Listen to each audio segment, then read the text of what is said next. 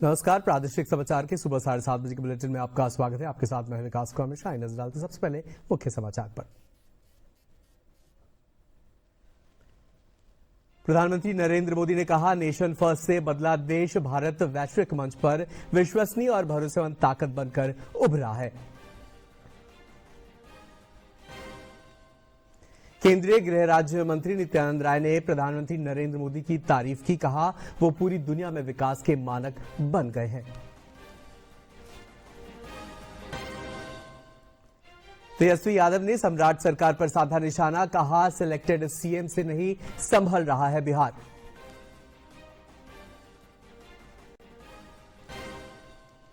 और कोसी के बढ़ते जलस्तर को लेकर जिला प्रशासन अलर्ट पर, डीएम और जल संसाधन विभाग के अधिकारियों ने कोसी बैराज का किया निरीक्षण।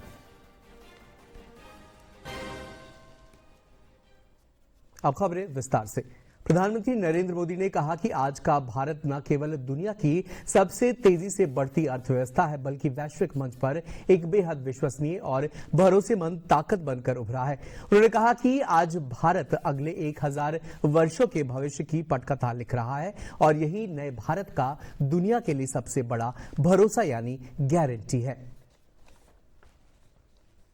धर्मस्ततो जया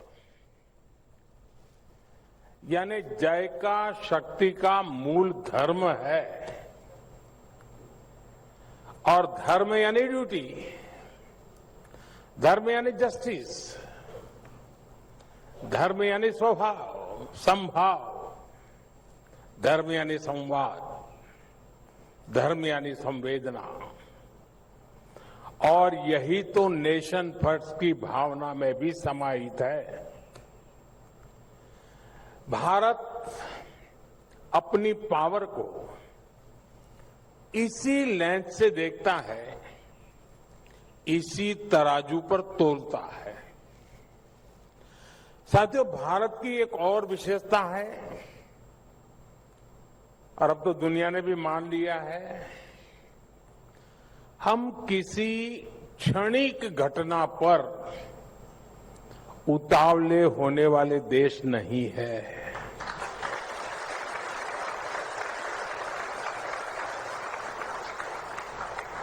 हम वो हैं जिसने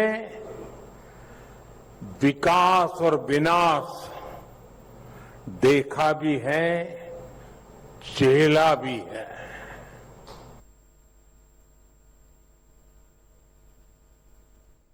केंद्रीय गृह राज्य मंत्री नित्यानंद राय ने कल एक कार्यक्रम में प्रधानमंत्री नरेंद्र मोदी को विकास का सूत्रधार और गरीबों का मसीहा बताते हुए उनकी तारीफ की। पटना के श्री कृष्ण मेमोरियल हॉल में आयोजित अति पिछड़ा वर्ग सम्मेलन को संबोधित करते हुए उन्होंने कहा कि मोदी सरकार ने पिछले 12 वर्षों में विकास, सुशासन और सामाजिक सशक्तिकरण के नए मानक तय किए हैं। इस कार्यक्रम को पूर्व केंद्रीय मंत्री राधा मोहन सिंह ने भी संबोधित किया। इस देश को एक गरीबों का मसीहा मिला। इस देश के गरीब सोचते थे कि हमारा भी कोई मसीहा आएगा, हमारे भी बच्चे पढ़ेंगे, हमारे पास भी पक्के का छत होगा, हमारे घर में भी जल की सुविधा होगी, रसोई घर की सुविधा होगी और सबसे बड़ी बात कि मुझको रोटी भी मिलेगी, तो रोटी के साथ हमको सम्मान भी मिलेगा। तो आप गरीबों को, हम सब गरीबों को, अति पिछड़ों को सम्मान देने का काम हमारी पार्टी और भारतीय जनता पार्टी के नेतृत्व वाली एनडीए सरकार के प्रणेता आदरणीय नरेंद्र मोदी जी के नेतृत्व में हुआ है। ये मोदी जी की सरकार बनी 12 वर्ष पहले, उसके पहले देश में निराशा थी। लोग निराश हो गए थे कि अब इस देश का क्या होगा। लेकिन जब मोदी जी प्रधानमंत्री बने तो लोगों में आशा का संचार हुआ और उनके प्रति विश्वास मजबूत हुआ। और जो विश्वास उनके प्रति मजबूत हुआ, उस विकास के कारण पिछले 12 वर्षों के अंदर देश के अंदर विकास का रफ्तार तेज हुआ। और विकास का रफ्तार जब तेज हुआ तो 12 वर्ष पहले जो कुछ सुविधाएं मुट्ठी भर घरों में कैद थी, गरीब का बेटा, पिछड़ा का बेटा जब देश का प्रधानमंत्री बना तो ये सुविधाएं आम आदमी के पास पहुंचा है और उसका परिणाम ये हुआ कि इस 12 वर्ष के अंदर 25 करोड़ से ज्यादा लोग गरीबी रेखा से ऊपर हुए हैं। विधानसभा में नेता प्रतिपक्ष तेजस्वी प्रसाद यादव ने प्रदेश की कानून व्यवस्था और प्रशासनिक कार्यप्रणाली को लेकर सम्राट सरकार पर हमला बोला है। हाजीपुर में तेजस्वी यादव ने कहा कि सम्राट चौधरी से बिहार की सत्ता और व्यवस्था संभल नहीं रही है। उन्होंने कहा कि बिहार में पूरी तरह से अराजकता का माहौल है, यहां निर्दोषों का एनकाउंटर किया जा रहा है।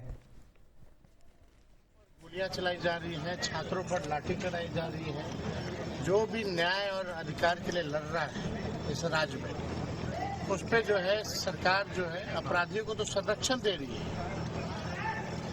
अभी भी कई घटनाएं दिन प्रतिदिन पटना में हो या पूरे बिहार के हर एक जिलों में लगातार अपराधी बेलगाम हो चुके हैं, लेकिन प्रशासन उनको संरक्षण दे रही है। जो निर्दोष है, जो जायज सवाल उठाते हैं, जो नीट पेपर लीक के मामले में जो छात्र प्रदर्शन करते हैं, बीपीएससी के मामले में जो लोग छात्र प्रदर्शन करते हैं, उन पर लाठियां बरसाई जा रही हैं। मानसून के आगमन के साथ ही कोसी नदी के बढ़ते जलस्तर को देखते हुए सुपौल जिला प्रशासन पूरी तरह सतर्क मोड में आ गया है। इसी सिलसिले में सोमवार को जिलाधिकारी सावन कुमार ने कोसी बराज का उच्च स्तरीय निरीक्षण किया। डीएम ने बराज के विभिन्न हिस्सों, फाटकों और मुख्य तटबंधों की वर्तमान स्थिति का बारीकी से जायजा लिया। निरीक्षण के दौरान उन्होंने जल संसाधन विभाग के अभियंताओं और प्रशासनिक अधिकारियों को पूरी तरह अलर्ट रहने का निर्देश दिया। डीएम ने दो टूक कहा कि संभावित बाढ़ की विभीषिका से निपटने के लिए समय रहते ही सभी आवश्यक तैयारियां पूरी कर ली जाए ताकि किसी भी आपात स्थिति से त्वरित रूप से निपटा जा सके।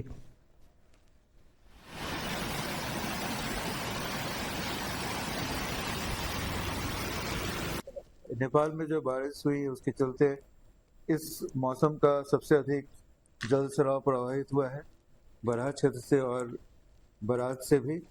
और तैयारी की बात है कि बाढ़ के पूर्व ही, बाढ़ अवधि के पूर्व ही हमारी सारी तैयारियां दोनों तटबंध कोसी बराज के डाउन स्ट्रीम में और अप स्ट्रीम में तथा कोसी बराज पर तैयारियां पूरी। सभी मेरे जो अभियंतागण हैं वो अपने अपने कार्य क्षेत्र में हैं उपस्थित, और जो संबंधित तैयारियां होती हैं, जो बाढ़ की विकट स्थिति में अगर कहीं आकस्मिकता आ जाए उससे निपटने के लिए सब लोग अपने अपने क्षेत्र में सजग हैं।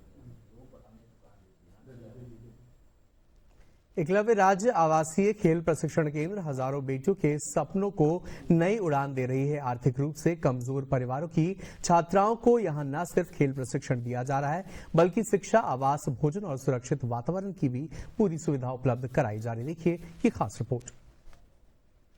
निःशुल्क उपलब्ध कराई जाती है। महिला वार्डन की देखरेख, प्रशिक्षित कोचों का मार्गदर्शन और अनुशासित वातावरण छात्राओं को बेहतर भविष्य की ओर बढ़ने में मदद कर रहा है। यहाँ खेल सामग्री, स्वास्थ्य सुविधा, नियमित अभ्यास और गुणवत्तापूर्ण शिक्षा की विशेष व्यवस्था की गई है ताकि छात्राएं खेल और पढ़ाई दोनों में उत्कृष्ट प्रदर्शन कर सकें। रहने का अच्छा सुविधा, प्रैक्टिस भी अच्छा होता है और एजुकेशन भी ठीक है।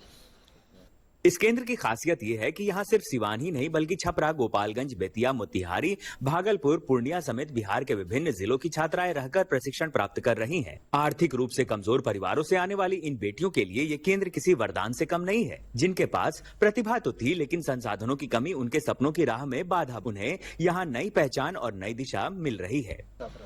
हम लोग 22 से अभी, और यहाँ पे मतलब 30 रहने का व्यवस्था है। अच्छा, पूरा स्टडी कितना करते हैं आप लोग? स्टडी मतलब जैसे कि हम लोग प्रैक्टिस के बाद तो टाइम ही मिलता है तो स्टडी तो करते ही हम लोग सुबह शाम।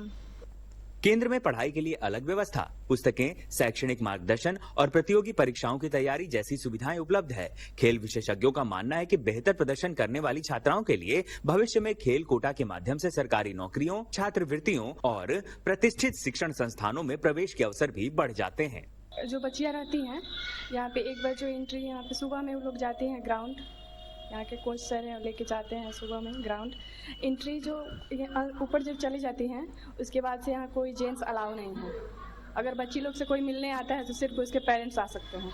देखिए सर, ये एक्चुअल में खेल मुख्यमंत्री खेल विकास योजना के अंतर्गत चलता है एकलव्य आवासीय प्रशिक्षण केंद्र, जो सरकार इनको मतलब कि बेसिक ग्रास रूट से लेकर इलाइट लेवल तक का सुविधा दे रही है। बच्चे अगर जो बहुत अच्छे बच्चे हैं उनको विदेश में भी भेजा जा रहा है कि आप ट्रेनिंग करें विदेश में जाकर, सरकार उसको भी फैसिलिटी दे रही है। इस पूरी व्यवस्था को सफल बनाने में बिहार राज्य खेल प्राधिकरण और खेल विभाग की महत्वपूर्ण भूमिका है। सिवान के जिला खेल पदाधिकारी उपेंद्र कुमार यादव के नेतृत्व में केंद्र की व्यवस्थाओं को लगातार बेहतर बनाया जा रहा है। सरकार की पहल और विशेषज्ञ प्रशिक्षकों के मार्गदर्शन से यहाँ की बेटियाँ राष्ट्रीय और अंतर्राष्ट्रीय स्तर तक पहुँचने का सपना देख रही है। एकलव्य सेंटर जो है ये बहुत अच्छा है। इसमें बिहार राज्य खेल प्राधिकरण सीधे इसको मॉनिटर कर रहा है। वहीं से कोच की व्यवस्था की गई है, रसोइया की व्यवस्था की गई है और सिक्योरिटी गार्ड और वार्डन। तो हमारे यहाँ पुरुष और महिला दोनों एकलव्य सेंटर चल रहा है। एक मैरवा पीटीसी में जो मिडिल स्कूल है उसमें आपको लड़कियों का चलता है, जो 30 की संख्या में लड़कियां वहाँ पर हैंडबॉल का प्रैक्टिस कर रही हैं। और फिर दोन में दरौली में दोन पड़ता है, वहाँ भी बच्चों का वॉलीबॉल का वहाँ पर चलाया जा रहा है, जो 30 बच्चे वहाँ भी आवासन करके और ये प्रशिक्षण। एकलव्य केंद्र आज सिर्फ एक प्रशिक्षण केंद्र नहीं बल्कि बेटियों के सपनों का घर बन चुकी है। खेल के मैदान से लेकर शिक्षा और रोजगार तक ये योजना सिवान समेत पूरे बिहार की बेटियों को नई पहचान और नई उड़ान देने का काम कर रही है। दूरदर्शन समाचार के लिए सिवान से आकाश कुमार की रिपोर्ट। खबरों का सिलसिला जारी रहेगा, लेकिन यहाँ रुकेंगे एक छोटे से अंतराल के लिए।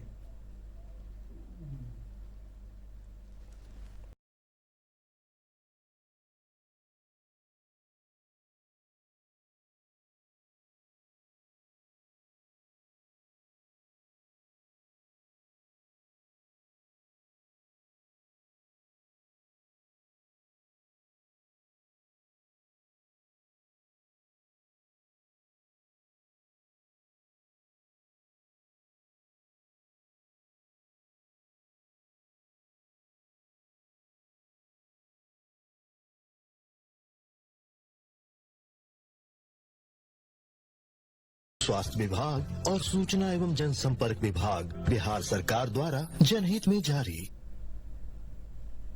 अंतराल के बाद आपका फिर से स्वागत है। बढ़ते हैं खबरों की ओर। सारण खेल महोत्सव के तहत छपरा के राजेंद्र स्टेडियम में फुटबॉल टूर्नामेंट का भव्य शुभारंभ हुआ। उद्घाटन मुकाबला नेपाल और उत्तर प्रदेश की टीमों के बीच हुआ। टूर्नामेंट में कुल 8 टीमें हिस्सा ले रही हैं, जिनमें दिल्ली और कोलकाता समेत विभिन्न राज्यों की टीमें शामिल हैं। टूर्नामेंट का फाइनल मुकाबला 24 जून को खेला जाएगा। सारण फुटबॉल एसोसिएशन के सचिव पीकू राय ने बताया कि लगभग 20 साल बाद सारण की धरती पर इस तरह के टूर्नामेंट का आयोजन किया जा रहा है।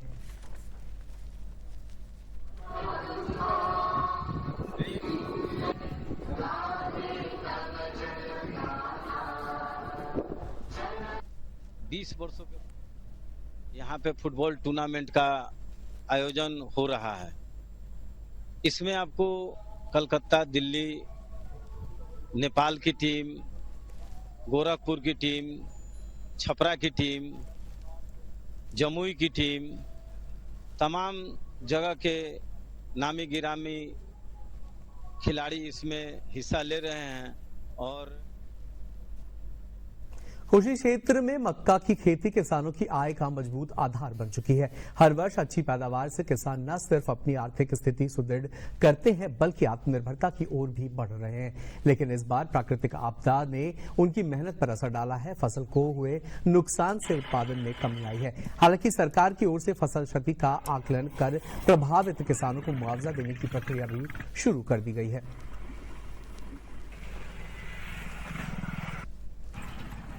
और अब अंत में मुख्य समाचार एक बार फिर।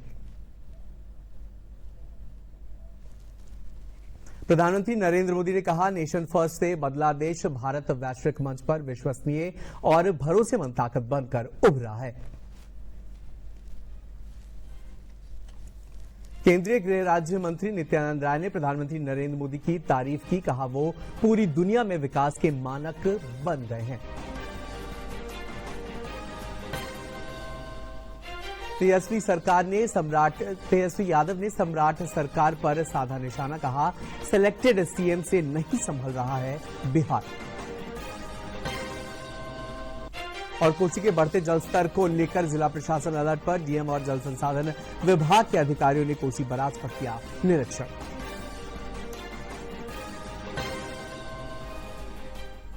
इसके साथ ही प्रादेशिक समाचार का यह बुलेटिन समाप्त हुआ। नमस्कार।